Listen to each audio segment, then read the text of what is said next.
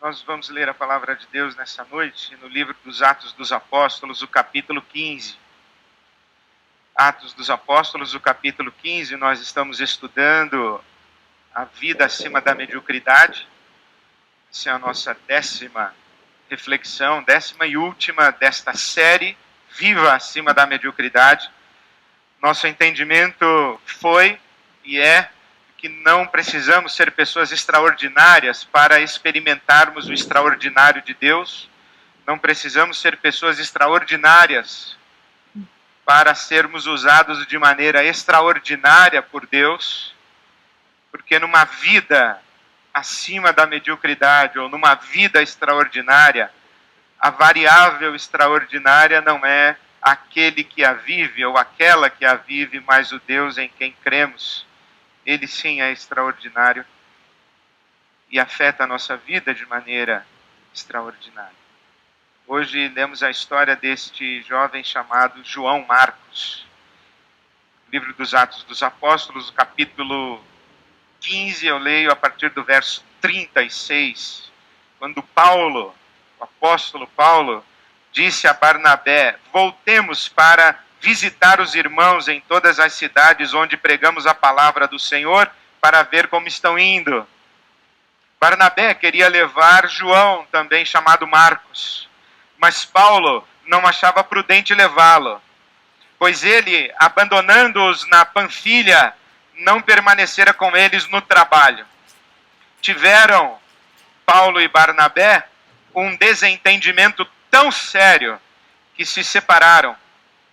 Barnabé, levando consigo João Marcos, navegou para Chipre, mas Paulo escolheu Silas e partiu, encomendado pelos irmãos à graça do Senhor. Que Deus nos dê a sua palavra, além de tudo quanto já nos deu nesta noite. Amém. Podemos falar poucas coisas a respeito de João Marcos, mas o que podemos falar a respeito dele, sem dúvida, o coloca na categoria de uma inspiração, de uma referência para a nossa vida acima da mediocridade. João Marcos era sobrinho de Barnabé. Barnabé era um homem da tribo de Levi, de linhagem sacerdotal, de modo que João Marcos cresceu numa casa que levava a tradição de Israel muito a sério, cresceu numa família que tinha integridade na sua esperança messiânica. A casa de João Marcos era um lugar de oração. Maria, sua mãe, era uma mulher dedicada à intercessão e fazia de sua casa um lugar de ajuntamento da igreja ou dos cristãos no primeiro século. Por exemplo, quando o apóstolo Pedro está preso, em Atos dos Apóstolos, o capítulo 12, diz a palavra de Deus que os cristãos estavam reunidos na casa de Maria, mãe de João Marcos, para interceder pelo apóstolo que estava na prisão. João Marcos é apresentado pelo apóstolo Paulo como um dos seus cooperadores e é identificado como um dos mais úteis dos seus cooperadores. E João Marcos escreveu o terceiro evangelho que conhecemos, Mateus, o segundo evangelho que conhecemos, Mateus, Marcos, Lucas e João. Esses três primeiros evangelhos, Mateus, Marcos e Lucas, são chamados os evangelhos sinóticos, porque as narrativas desses três evangelhos, em grande parte, se sobrepõem. E o conteúdo, tanto do evangelho de Mateus quanto do evangelho de Lucas, está praticamente todo ele extraído, ou na verdade, todo o conteúdo do evangelho de Marcos foi relatado novamente, tanto por Mateus quanto por Lucas. Por exemplo, de 600 e tantos versículos, 660 versículos do evangelho de Marcos, mais de 600 aparecem no evangelho de Mateus. Então o evangelho de Marcos é tido como o primeiro evangelho a ter sido escrito, a primeira narrativa. Marcos provavelmente escreveu ouvindo relatos de primeira mão do apóstolo Pedro e serviu de fonte tanto para Mateus quanto para Lucas. Ainda hoje, quando o evangelho chega a uma nova cultura, o evangelho de Marcos é o primeiro texto da Bíblia Sagrada a ser traduzido para um outro idioma. Isso significa que João Marcos é uma figura que experimentou alguma coisa extraordinária de Deus na sua vida. Mas o João Marcos não começou bem. João Marcos, ele, apesar de todo o seu background familiar, e de todas as possibilidades e oportunidades que lhe foram concedidas, tanto pelo fato de ter sido um camarada que cresceu numa linhagem de qualidade na tradição de Israel, quanto por fazer parte de uma das primeiras famílias do movimento cristão e que identifica em Jesus de Nazaré o Messias prometido, o Cristo de Deus. Por essas duas razões, ele tem uma plataforma maravilhosa para decolar. Mas, num primeiro momento, ele fraqueja, ele fracassa. Diz aqui a Bíblia Sagrada que, na primeira viagem missionária, Paulo e Barnabé percorreram as cidades e plantaram várias igrejas. E então o Paulo volta-se para Barnabé e diz: vamos visitar as igrejas que nós plantamos e ver como elas estão indo. E quando o Paulo chega no porto para embarcar, vem o João Marcos com a malinha dele. E o Paulo diz para o Barnabé: o que esse cara veio fazer aqui? Não, ele vai com a gente. Não, com a gente não. Na primeira viagem, ele deixou a gente no meio do caminho, abandonou o barco, ele fracassou, ele fraquejou, ficou com saudade da mãe dele, sei lá o que aconteceu, voltou. Não aguentou o tranco da viagem missionária. Também não era fácil de aguentar, porque os camaradas entravam na cidade, pregavam na sinagoga, eram expulsos da sinagoga, pregavam em praça pública, apanhavam, iam dormir na cadeia. Aí o João Marcos falou: não dá. Vocês dois são muito pé frio, não dá para eu viajar com vocês. Aí vazou, voltou para casa. Aí quando o Paulo vai para a segunda viagem missionária, o Barnabé traz o João Marcos. E o Paulo diz: comigo não viaja. E ele fala assim: não, comigo viaja. Ele vai sim com a gente. A essa altura aqui do campeonato, há uma transição de liderança de Barnabé para Paulo. Porque Barnabé é o camarada com maior proeminência. Barnabé, por exemplo, foi quem apresentou Paulo aos apóstolos. Porque a história de Paulo, você sabe, né? Ele começou como Saulo, Saulo de Tarso.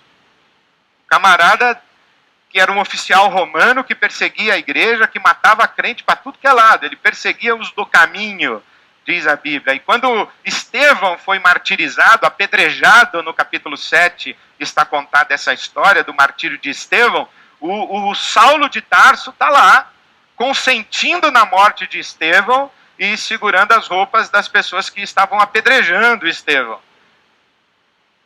O Saulo era um terror, ninguém gostava de ouvir o nome desse Saulo, ele era um perseguidor implacável dos cristãos, dos primeiros cristãos. Mas quando o Saulo se converte, ele desaparece e passa 3 anos no deserto da Arábia, estudando toda a tradição de Israel. Ele era da tribo de Benjamim, ele era dos fariseus, do grupo dos fariseus, ou da seita dos fariseus. O Saulo fazia parte, na linhagem de Israel, daquilo que existia de mais conservador, inclusive na sua adesão ao Império Romano, porque a perseguição aos cristãos tinha grande motivação política e embutido aí um trabalhinho sujo para Roma. E o Saulo de Tarso era um terror. Aí ele, quando se converte, que ele chega em Jerusalém, o Barnabé vai numa reunião secreta dos apóstolos, porque a igreja está clandestina. O Barnabé bate na porta, o Pedro diz: quem é? É Barnabé. Senha. Aí o Barnabé avança a senha, contrassenha, e aí o Pedro vai abrir a porta, abre a janelinha e vê o Saulo de Tarso. Fecha a porta e diz: o Saulo está aí fora com o Barnabé. Deve ter sido um pânico dentro daquela casa, os camaradas pulando janela, tentando fugir do Saulo. E o Barnabé fala: não, o cara se converteu, é nosso irmão. Tranquilo, nosso irmão. Mas ninguém queria receber o Saulo. Ninguém, inclusive, acreditava na conversão do Saulo, mas foi o Barnabé quem o levou. Aí o Saulo prega em Jerusalém, não acontece nada, ninguém se converte na cruzada evangelística lá que o Saulo pregou. E aí os apóstolos se reúnem, chegam à conclusão que esse Saulo aí só trouxe complicação e problema, é melhor mandar esse cara para casa dele, manda ele para Tarso, evangelizar a família dele lá. Aqui em Jerusalém está dando trabalho. O Barnabé diz assim, bom, mas quem que vai falar isso para ele? O cara é o Saulo. Vai que ele não se converteu mesmo, tu vai mandar ele embora. Mas nessa que ninguém ouve o testemunho do Saulo, que agora é Paulo, o apóstolo, o Paulo vai ao templo orar em Jerusalém. E ele tem uma visão, e nessa visão Jesus fala com ele que ninguém vai ouvir o testemunho dele mesmo e que é para ele voltar para casa. E quando ele se reencontra com os apóstolos falam, ó, Saulo, tem um probleminha aí, tem uma coisa que a gente quer te falar. Ele diz, não precisa falar, Jesus já falou comigo. Seria bom, né, se você tivesse assim, alguma coisa para falar para alguém, e você falar, só tem uma coisa para te falar, e a pessoa dissesse, não, Jesus já falou, tudo bem. Seria ótimo. Mas o que aconteceu? O Saulo diz assim, não, Jesus já falou comigo, eu estou indo embora, tudo bem. Aí o Saulo, ele vai embora. Ele vai para Tarso. E em Tarso ele fica 7 anos. Ele se converte, vai para o deserto da Arábia e passa 3 anos. Vem para Jerusalém, faz um culto ali, dando testemunho dele, nada acontece. Aí ele vai embora para Tarso, fica 7 anos. Ele fica 10 anos na prateleira. Não é que nem hoje, que o camarada é pagodeiro, artista, jogador de futebol, se converte, domingo que vem ele está no púlpito da igreja já, dando testemunho, dirigindo louvor, é ordenado bispo, alguma coisa assim. Naquele tempo o negócio era diferente. Então tem 10 anos aqui entre a conversão e o início do ministério do Saulo, que é o Paulo. E o início do ministério do Paulo se dá em Antioquia. Quando tem a perseguição de Estevão em Jerusalém, há um espalha-brasa. Todo mundo que estava em Jerusalém, quando o Estevão foi apedrejado e foi morto, martirizado, os cristãos de Jerusalém sumiram do mapa, vazaram, foram embora da cidade. E aí sim eles começaram a pregar o evangelho para outras cidades, nas vilas, e inclusive para outros grupos étnicos. E em Antioquia é a primeira fronteira étnica que a pregação do evangelho atravessa, e aí então os apóstolos mandam Barnabé para verificar o que está acontecendo na cidade de Antioquia. Quando o Barnabé chega em Antioquia, ele fala assim, paz, a graça de Deus está aqui, esse povo foi visitado pela graça de Deus, eles estão se convertendo mesmo. Eu preciso de ajuda, sozinho eu não vou dar conta. O que é que o Barnabé pensa? Ele pensa, eu vou buscar o Saulo, que está onde? Em Tarso, na prateleira, está fazendo nada lá.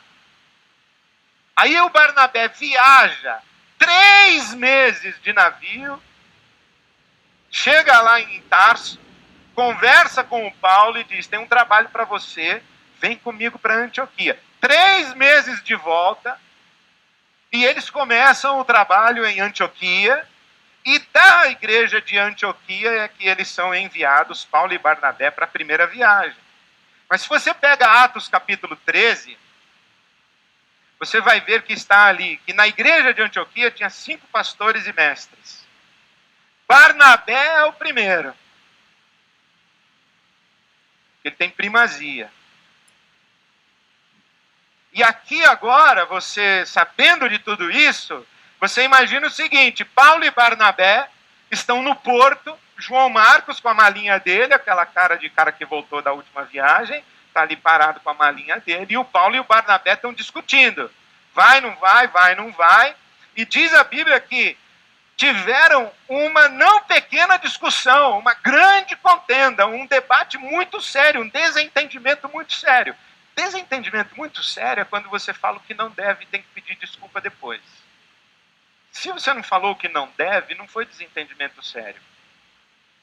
Desentendimento muito sério é quando você joga na cara dos outros a sua virtude e joga na cara dos outros os fracassos e as não virtudes dos outros. Isso é desentendimento sério.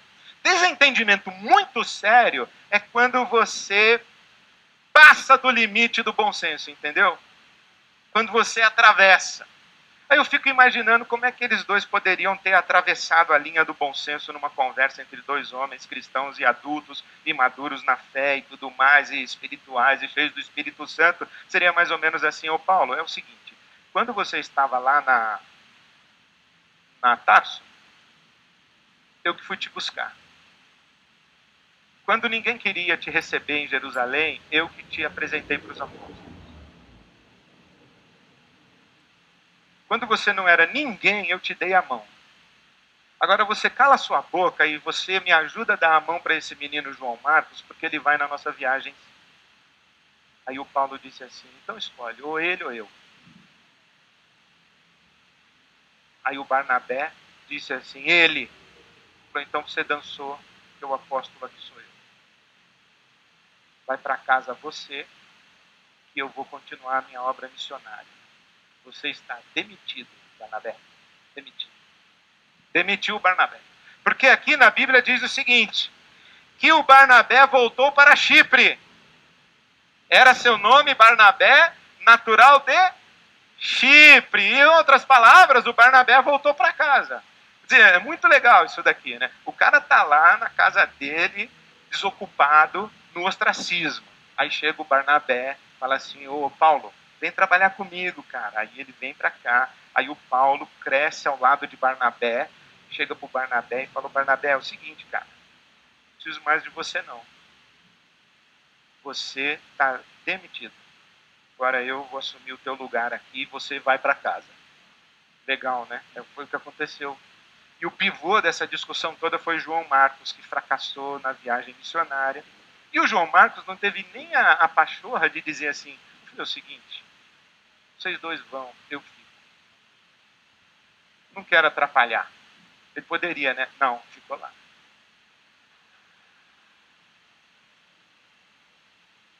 Ficou lá.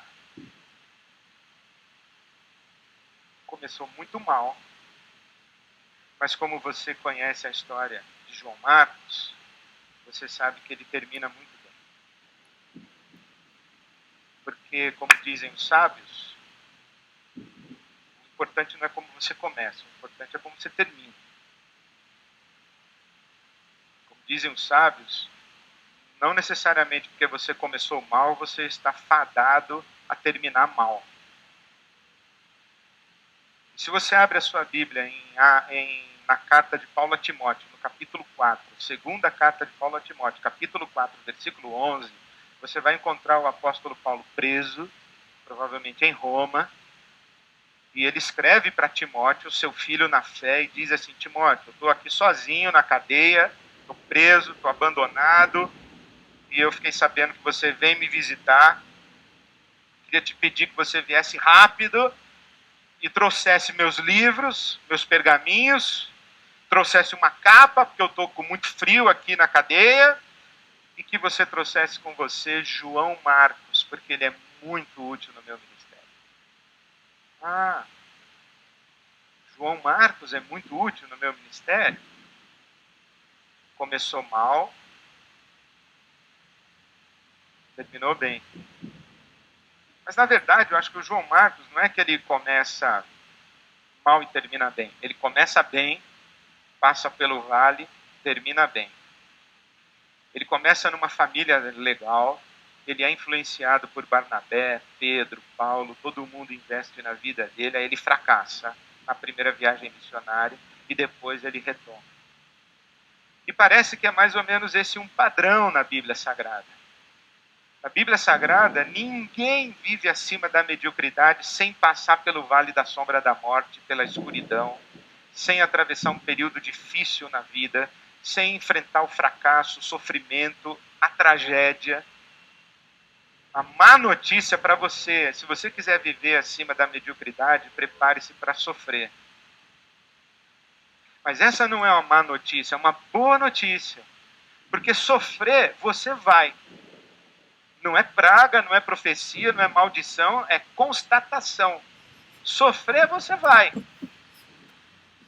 Agora você pode passar pelo seu sofrimento, pelo seu dia ruim, pelo dia do seu fracasso, o dia da sua falência, o dia da sua tragédia, imaginando assim, a minha vida acabou, eu não sirvo para nada, eu fracassei, ou imaginando assim, é aqui no dia ruim, no vale da escuridão e da sombra da morte, é daqui que Deus vai me tirar para uma vida extraordinária, porque aqui Ele vai falar comigo, aqui Ele vai me transformar, aqui Ele vai me moldar, aqui Ele vai se revelar para mim, aqui Ele vai me segredar algumas coisas, aqui, nesse vale da escuridão, fora do ativismo, fora do trabalho, fora das luzes, fora das expectativas, fora de tudo que está acontecendo, quando eu estou retirado da cena, aqui retirado,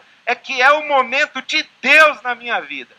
Por isso é que a palavra de Deus diz que devemos dar graças a Deus e devemos ter como motivo de alegria quando atravessamos a tribulação.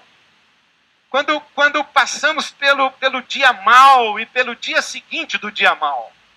Quando nós nos encontramos numa situação em que nós não gostaríamos de estar. E a gente diz assim, meu Deus do céu, como foi que eu cheguei aqui? Meu Deus do céu, por que esse tempo não passa logo? Meu Deus do céu, o que o Senhor tem para fazer comigo aqui? Meu Deus do céu, eu não queria estar aqui. Ouve a minha oração, Senhor, me tira daqui, me tira daqui. Nesse dia aqui, esse dia é o dia quando você diz, eu não queria estar aqui, eu não sei como cheguei aqui, nem como vou sair daqui, e eu já estou perdendo a esperança e a força de que existe alguma coisa diferente disso. Nesse dia aqui, esse é o tempo de Deus na sua vida. Como é que a gente pode descrever esse dia? Fiz uma listinha. Dia que seu castelo desmoronou, seu sonho ruiu. Não sei qual era o seu sonho, acabou, ele caiu. Ou um castelo que nunca existiu, porque ele existia na sua cabeça, na sua ilusão, na sua fantasia. Ou ele existiu mesmo de fato e ele caiu, desmoronou, despencou, está no chão, em ruínas. Aquilo que ele era mais precioso você perdeu, aquilo que dava razão para você viver, alguém levou embora, passou um tsunami, um vendaval, seja lá o que for, e não existe mais, o seu castelo está no chão. O dia em que você admite que todo o investimento que você fez não resultou no fruto que você esperava. Você semeou e não colheu. Investiu, pode ser um investimento financeiro, pode ser um investimento de tempo, pode ser um investimento afetivo. Você deu, você se deu, você esperava um retorno e não veio. E não veio e não virá. E não há como você recuperar o que você já investiu, perdeu. Perdeu, não dá para pegar de volta. Afeto você não pega de volta. Me dá aí todo o carinho que eu te dei esses 3 anos aí, me dá de volta. Não dá, você já deu. Não veio de volta. E não vai vir. Inclusive aquele a quem você doou o seu afeto, aquela a quem você doou o seu carinho, pode ser de 2 anos, 3 anos, 10 anos, 20 anos, foi embora e levou embora tudo que você deu. E aí você olha assim, eu investi tanto e não colhi nada. É nesse dia aí, o dia mau, o dia da tragédia, do sofrimento, do fracasso, o dia em quando você constata que tomou uma decisão errada no passado, mas aí já era, não dá para voltar. Você trocou de empresa há 2 anos, e hoje você fala assim, que besteira que eu fiz, mas aí já fez. Não dá para voltar. Você mudou de cidade, casou, aí olhou,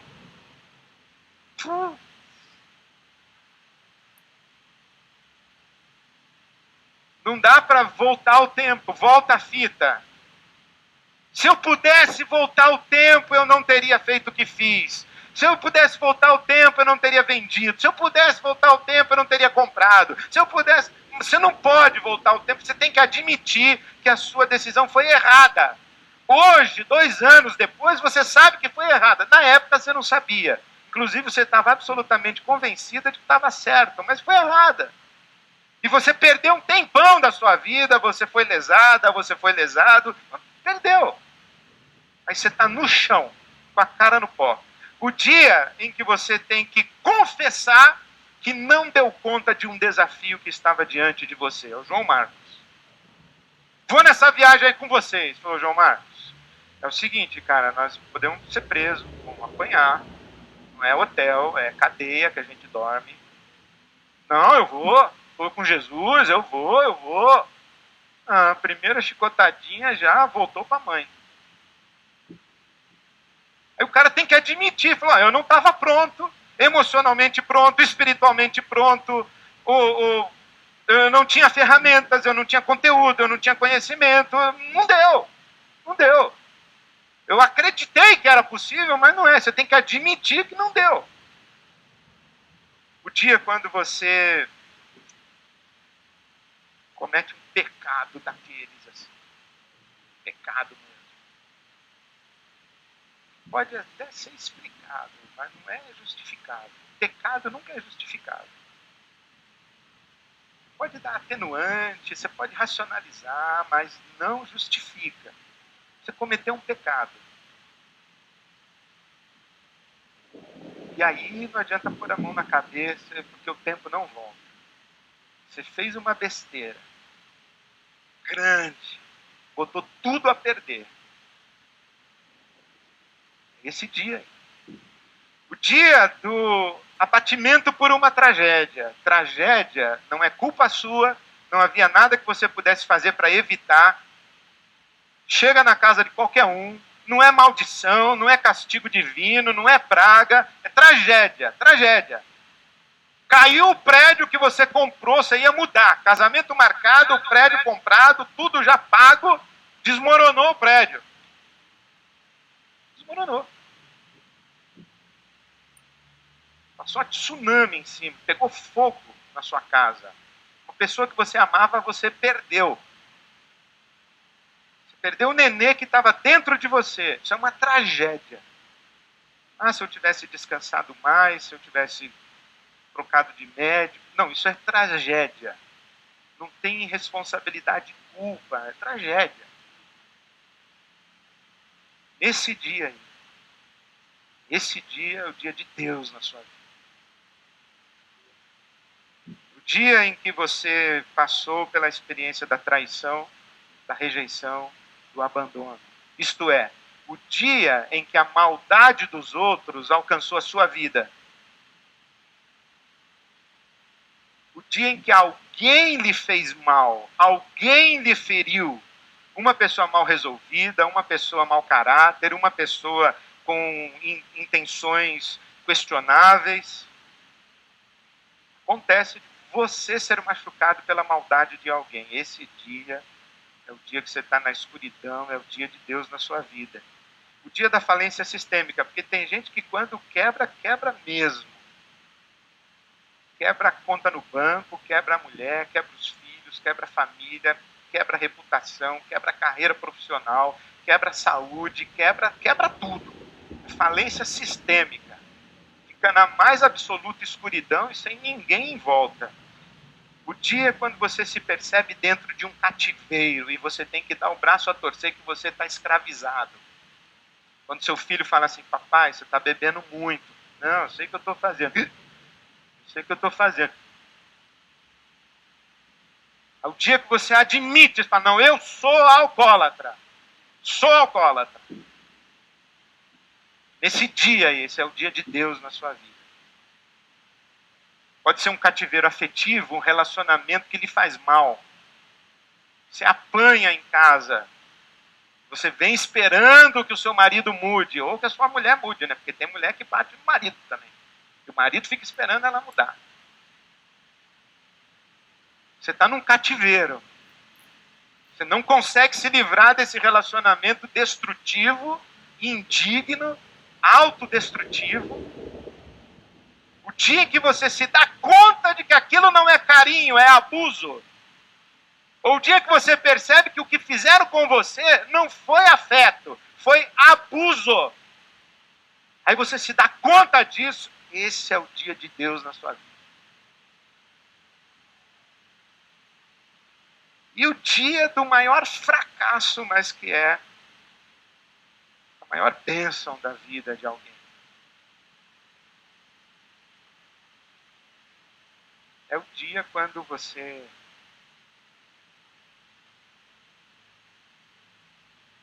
chega ao fundo do poço. E você pensa que é o pior momento da sua vida, mas é o melhor. Eu oro por algumas pessoas para que elas cheguem nesse dia, que elas ainda não chegaram. Eu digo assim para Deus, Deus, leva mesmo para a escuridão, leva rápido e leva, acelera, Senhor, leva embora para a escuridão, da linha. Que esse é um dia extraordinário na sua vida, é o dia quando você se percebe um ser humano inviável. Quando você diz assim, eu sou pecador. Deus tem misericórdia de mim, eu sou enviável. Eu, nas minhas próprias mãos, sou uma desgraça. Eu não presto, bem algum habita dentro de mim, tem misericórdia de mim. Nesse dia, sua conversa com Deus começa. Essas experiências todas que eu relatei, eu vou parar, porque senão daqui a pouco a gente começa a chorar todo mundo, sei lá o que acontece. Essas experiências todas que eu falei, elas não acontecem só com você. Provavelmente você se identificou com algumas delas, né? Isso aí é comigo. Isso aí é com meu tio.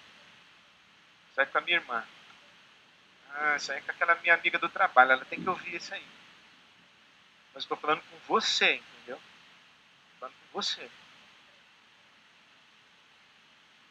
Então isso não acontece só com você. Isso acontece... Nós não estamos sozinhos nos nossos fracassos, nos nossos pecados, nos nossos sofrimentos e nas tragédias que nos acometem. Não estamos sozinhos. Esse dia mal chega para todo mundo. Seu avô, por exemplo, passou pelo dia mal, o Adão. Sua avó, Eva, também.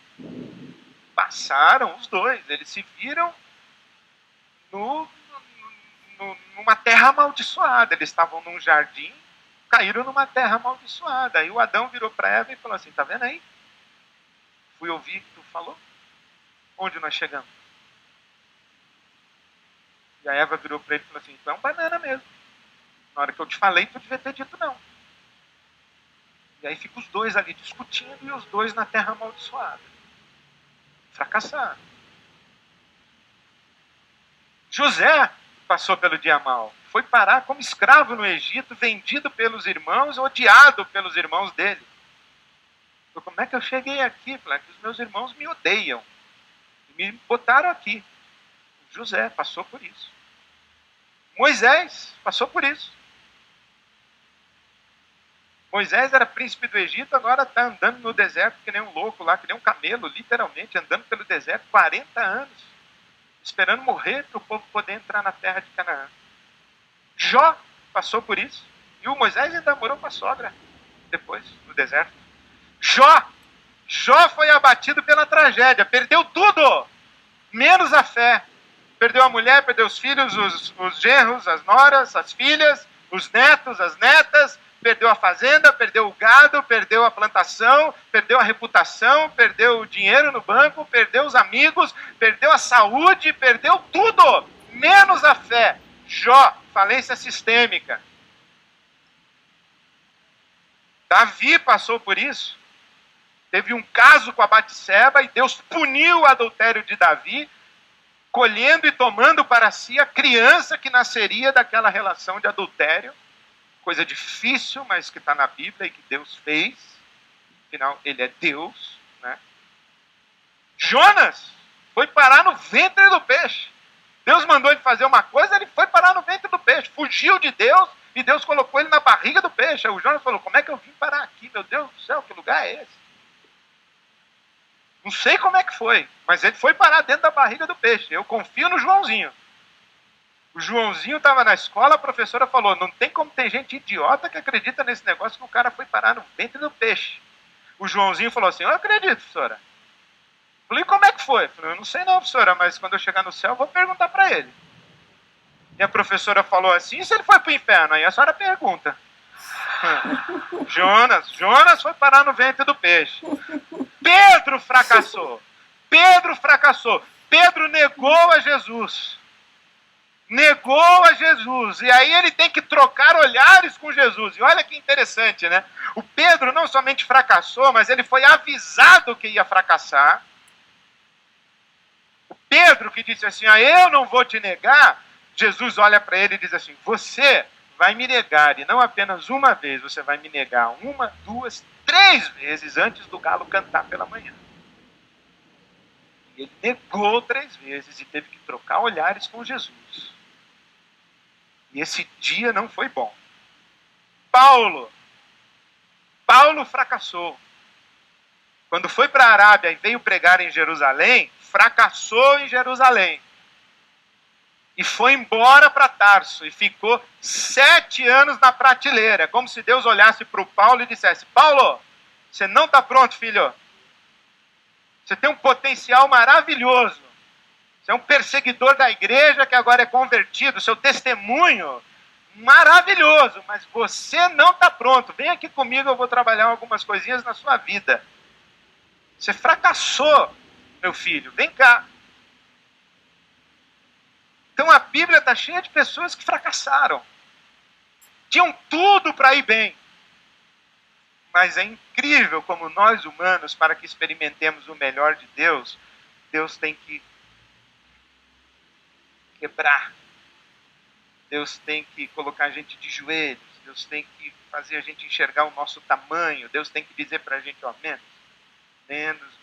menos. Aí você vai se abaixando e Deus vai dizendo, menos ainda. Aí você vai abaixando mais e menos. E você cai de joelhos e Deus fala, menos. Aí você cai até você ficar deitado no chão com a cara no pó e Deus fala, bom, aí começamos a conversar. Às vezes Deus faz isso acontecer com a gente, às vezes a vida faz acontecer, às vezes as pessoas fazem acontecer e Deus está olhando e dizendo, vai chegar a minha hora, olha para cima, e a gente não olha. Até que a gente está estirado no chão com a cara no pó e a gente olha para cima e Deus diz, finalmente, dá aqui a mão. E traz a gente de volta. Como é que a gente sai de lá? Sugestões para você. Primeira, você tem que admitir que está lá. Porque eu estou no púlpito. Eu queria falar umas coisinhas para você. Você tem que admitir.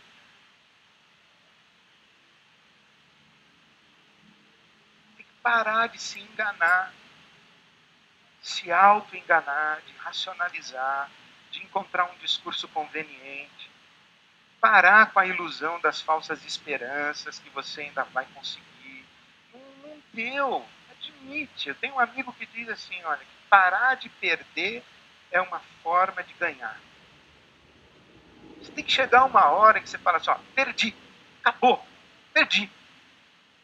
Como se você está jogando. Aí você jogou e já perdeu 50 pau. Aí você vai para casa pegar a televisão de plasma e traz para recuperar os 50, entendeu? Aí vai a geladeira, aí vai o micro-ondas, e vai o carro, e vai a bicicleta, e então você vai ficar pelado, brother. Você tem que admitir, chega uma hora e você fala assim, perdi. O problema é que enquanto a gente tem uma televisãozinha de plasma em casa, a gente acha que não perdeu. Enquanto ainda tem um cartãozinho para um contato, enquanto tem ainda um remedinho ali, você vai tentando, você tem que admitir, cara, perdi, acabou, cheguei na lona, no fundo. Segundo, tem que confessar seu pecado, viu, irmão? Irmã, tem que confessar seu pecado. Tem um amigo professor na universidade que o pessoal lá não gosta muito dele. Aí eu falei para ele assim, por que o pessoal lá na universidade te odeia? Aí ele falou assim, por várias razões, além dos limites que eu mesmo, além das razões que eu mesmo dou para eles, a explicação mesmo é o pecado. E como assim pecado? Ele falou, quando você quiser explicar o comportamento humano, seja qual for ele, Começa assim, número 1. Razão número 1 para o cara fazer isso. Pecado. Aí do 2 para baixo você tem um monte de possibilidades. Mas o número 1 é pecado. Então você tem que confessar seu pecado. Eu sou pecador. Deus tem misericórdia de mim, eu sou pecador. Na pior das hipóteses, ou na melhor das hipóteses, você tem que confessar o pecado de ser teimoso e teimosa. Fala assim, fulano é teimoso que nem uma porta. Não, às vezes é pior, que a porta ainda abre e fecha. Deus, eu fui teimoso, eu fui teimosa. Você tem que olhar para dentro de você. Terceiro, tem que assumir responsabilidades. Parar de terceirizar a explicação do seu dia mal. Ah, foi fulano, Beltrano, Ciclano, a minha mãe, o governo, o país, o Carlos da Marília. Não, perdeu, Playboy. Perdeu. Não tem explicação. Para de terceirizar. Perdeu. Aliás, eu queria dar os parabéns para esse timinho do Parque São Jorge. Menos. Gente, parar de terceirizar, explicar por que você fracassou, como é que você chegou ali. Pode ter um monte de razão do número 2 para baixo. Mas não vai resolver você ficar botando a culpa nos outros. E também não vai resolver você terceirizar a solução, hein? Diz assim, eu liguei para ele, ele não me retornou. E você está esperando ele resolver teu problema? Ele não está com problema não, amigo. Você que está com problema. Assuma a sua responsabilidade. Não é o que os outros deveriam fazer para ajudar você. É o que você tem que fazer. Quer um jeito legal que a gente assim piedosamente terceiriza? Estou esperando em Deus. Tu é um folgado, bicho. Está aí na rede esperando em Deus. Vendo televisão o dia inteiro esperando em Deus. Vai te catar. Vai esperar em Deus trabalhando, meu. Tem que ficar aí parado esperando em Deus? Vai trabalhar, vai fazer alguma coisa, vai se mexer. Não fique terceirizando a solução. Pare de terceirizar e assuma a sua responsabilidade. Humildade. Humildade para aparecer em público. Esse negócio é ruim, né? Quando você está na lona, você não quer ver ninguém. Você se isola, você se afasta. Eu estou falando porque eu sei disso. Eu conheço pessoas, eu ando com elas, eu ouço as suas histórias. Acontece comigo. Uma das coisas mais tristes que eu vivo como pastor de uma igreja é conversar com um homem que quer trabalhar e não tem a oportunidade de trabalhar. Isso é uma das coisas que mais machucam o meu coração. O camarada ficou desempregado. Nos primeiros 2 meses ele está animado, ele está na oração, ele está espalhando currículo, ele está fazendo contato. Mas quando passa assim de um período que as pessoas começam a perguntar para ele, e aí, você ainda está desempregado? Esse ainda é mortal. Aí ele para de vir, se isola, se afasta. E sabe qual é o problema que acontece quando a gente se isola e quando a gente se afasta? A gente perde contato com as fontes de ajuda. E a gente tem que ter humildade para dizer, eu preciso de ajuda. E eu estou aqui, diante de você, precisando da sua ajuda. Eu admito, preciso de ajuda.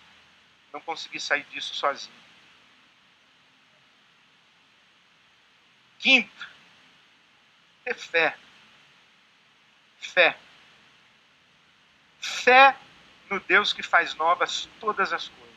E está fazendo novas todas as coisas. Fé no Deus cujas misericórdias se renovam a cada manhã. Fé no Deus que lança os nossos pecados no fundo do mar e não se lembra mais deles. Eu penso assim uma coisa meio desenho do pica-pau, sabe? Como é? Na hora que eu cometo assim um pecado que eu cometi ontem, eu cometi hoje de novo. Aí eu vou lá para orar a Deus e pedir perdão. Aí na hora que eu estou indo, vem um pica-pau diabólico e fala assim, de novo? Tu é um cara de pau, hein? Tu vai pedir perdão a Deus de novo por isso aí? Eu falo, eu vou sim, cala sua boca. Aí quando eu entro na sala, que eu peço perdão para Deus, o Pica-Pau fala para Deus assim, reincidente, hein? Estava aí ontem, mesmo papinho. Aí eu lembro de Miqueias, que Deus diz que lança os nossos pecados no fundo do mar e não se lembra mais. E Deus responde para o Pica-Pau assim, porque ele ainda tem essa moral de responder, né? Fala assim, pois eu não lembro o que ele falou ontem. Para mim é a primeira vez que ele está aqui. Então é confiar nesse Deus. Não é uma desculpa para você fazer todo dia a mesma coisa. Já peguei a sua. Isso é um encorajamento para você nunca deixar de buscar a Deus e pedir perdão. Não é uma desculpa para você fazer a mesma coisa porque Deus sofre de amnésia. Ele não sofre, não. É que ele não te trata levando em consideração o pecado de ontem. Mas o pecado de ontem vai te destruindo, e te destruindo, e te destruindo, e fazendo você chegar cada dia mais desfigurado e desfigurada na presença de Deus. Mas Deus vai estar sempre lá. Tenha fé e confie que Deus vai estar sempre lá. Mas não era nada disso que eu queria falar para vocês. Sobre como sair do dia mal.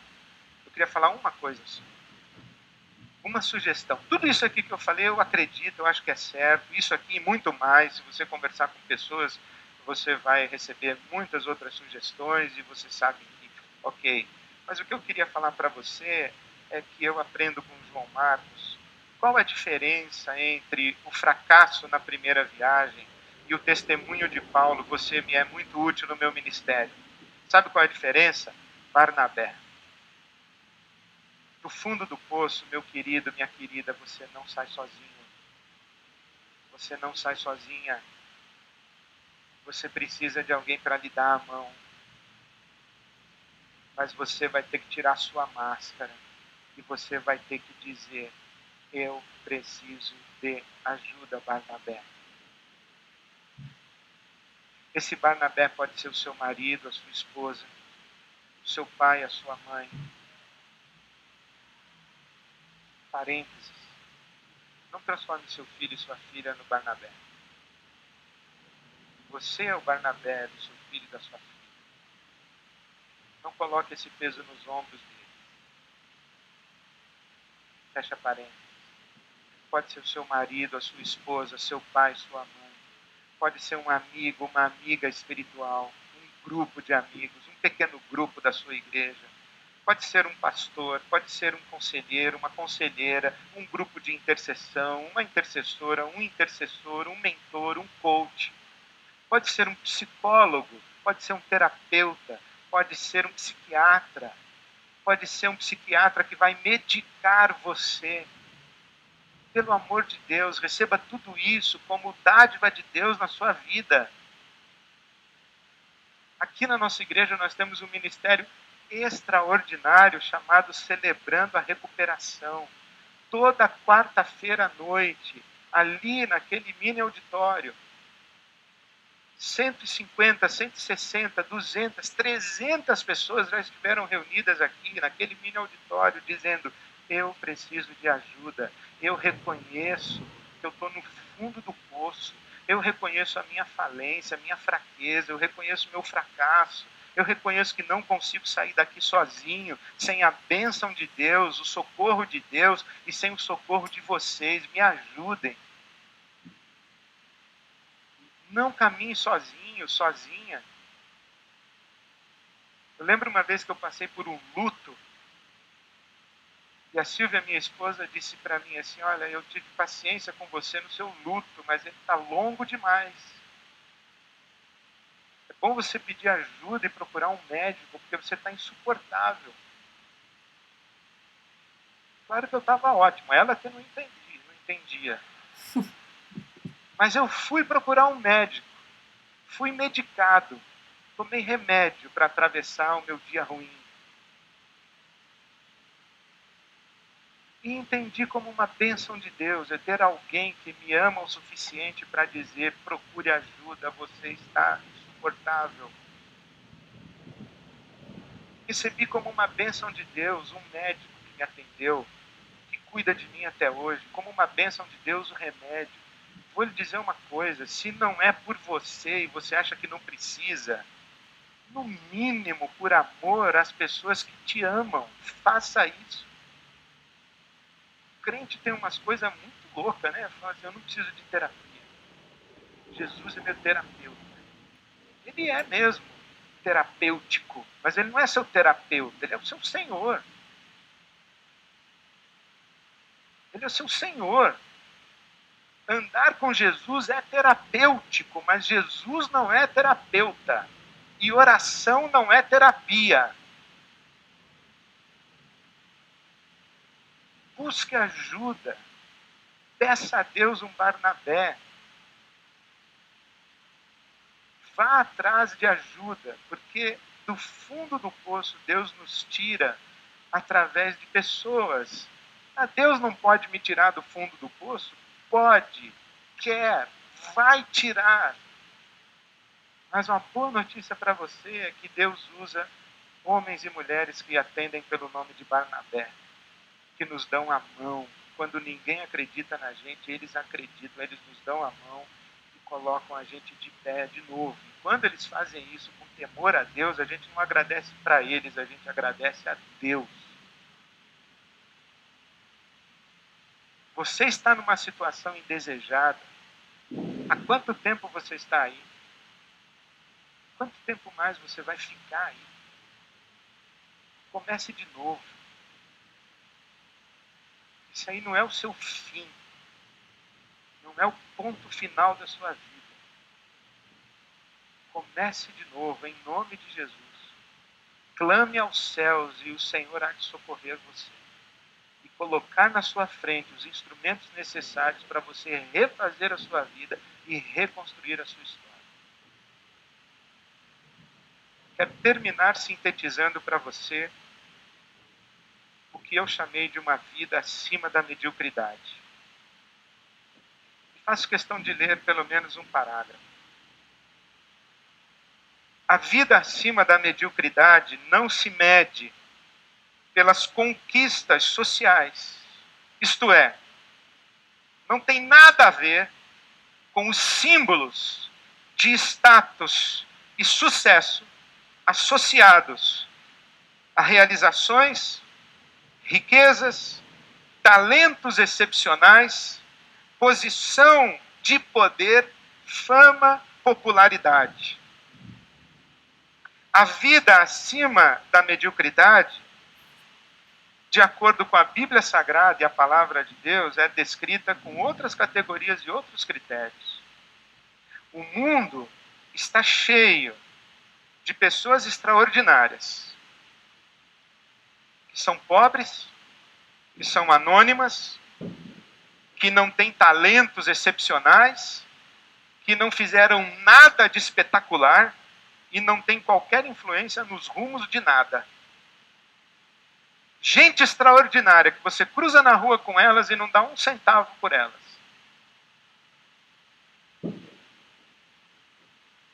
O critério de Deus é completamente diferente do nosso. Então, o que eu quero dizer com uma vida acima da mediocridade? Primeiro, uma vida que tem como alicerce uma experiência pessoal e profunda com Deus. Em que a gente pode dizer, o Senhor Jesus é o meu pastor e nada me faltará. Se isso é uma verdade lá no mais íntimo do seu coração, você dizer, o Senhor Jesus é o meu pastor e nada me faltará. Ou como disse o filósofo judeu Franz Rosenzweig, ele disse, o que pode um homem? O melhor que pode um homem é andar acompanhado do seu Deus. Senhor Jesus é o meu pastor e nada me faltará. Ainda que eu passe por um vale de sombra da morte, o Senhor Jesus é o meu pastor e nada me faltará. Ele está comigo com a sua vara e o seu cajado para me disciplinar, me educar e me socorrer. O Senhor Jesus é o meu pastor e nada me faltará. Segundo, uma vida extraordinária é uma vida de uma contínua busca para a conquista de si mesmo.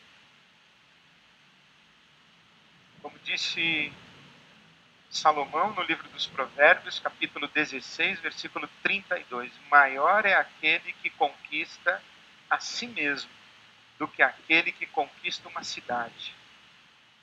Ou, nas palavras de Jesus em Mateus 16, 26, de nada adianta alguém ganhar o mundo inteiro e perder a sua alma, perder-se nas suas conquistas. O mundo está cheio de gente que ganhou o mundo, mas nós não queremos como genros e noras.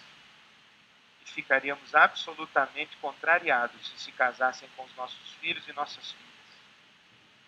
Ganharam o mundo, mas é gente que não sabe nada de dignidade humana e que, se tivesse o mínimo de consciência, teria vergonha de se olhar no espelho. Uma vida acima da mediocridade é uma vida útil para além das estreitas fronteiras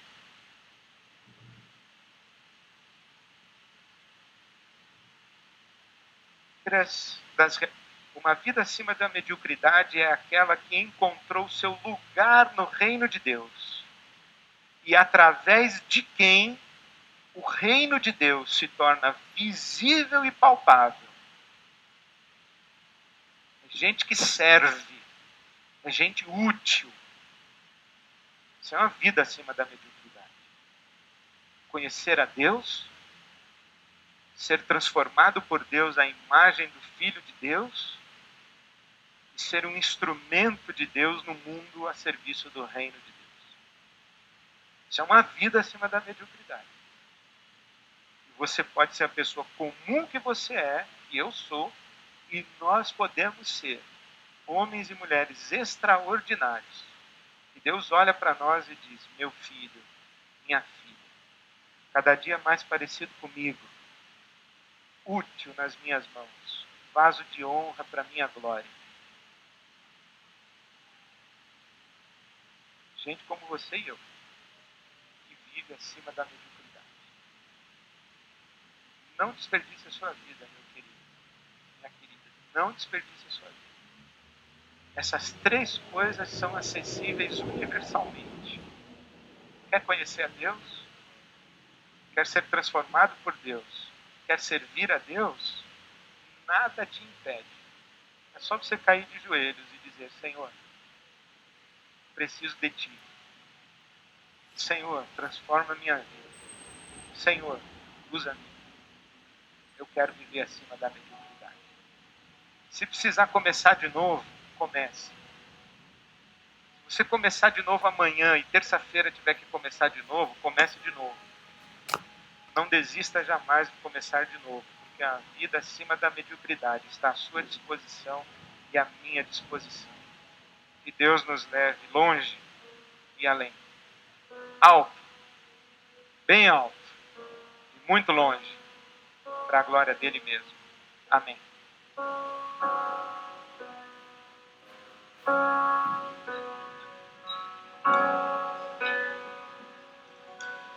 Eu olho para a cruz. Fique em pé, fique com a gente. E para a cruz não saia ainda não. Seja ministrado por essa canção, fique. O seu sofrer participar, a sua obra vou cantar. Meu Salvador na cruz mostrou o amor do Pai, o justo Deus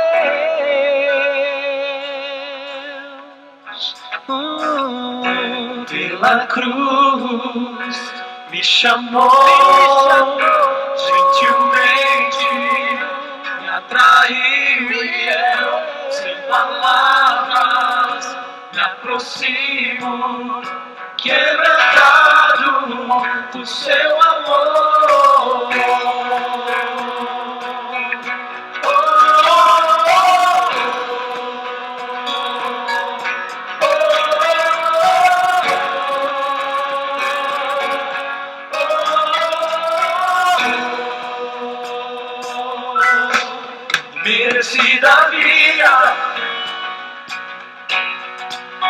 graça recebi, por sua cruz, da morte me livrou, trouxe minha vida. Eu estava condenado, mas agora pela cruz eu fui reconciliado.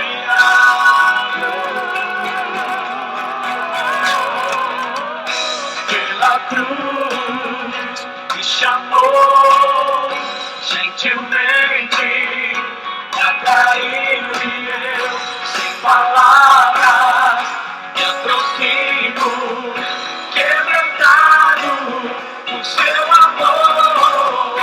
Pela cruz me chamou gentilmente, me atraiu e eu, sem palavras, me aproximo, quebrantado por seu amor. Impressionante é o seu amor.